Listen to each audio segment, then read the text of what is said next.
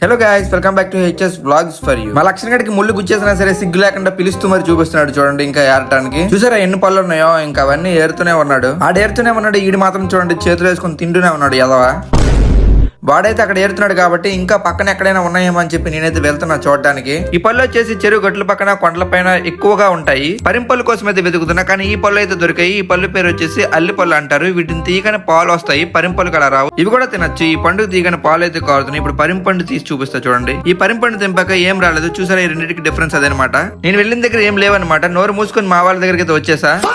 వీడు మాత్రం నిలుచుకుంటున్నాడు. వీడి బాధ అంటే అర్థం కావట్లేదు. అక్కడ ఉన్న ఏరుకొని తినకుండా వీడు చూడండి మళ్ళీ వాడి దగ్గరికి వెళ్ళాడు. ఏరుతున్నట్టు యాక్టింగ్ చేస్తూ మళ్ళీ వాడి దగ్గర తీసుకుని అయితే వచ్చేస్తున్నాడు. సార్ గారికి ముళ్ళు అయితే తగులుకొని అవి తీసుకుని ఎలాగోలాగా బయటకు వచ్చేసి చూడండి ఎలా నవ్వుతున్నాడో సిగ్గు లేకుండా.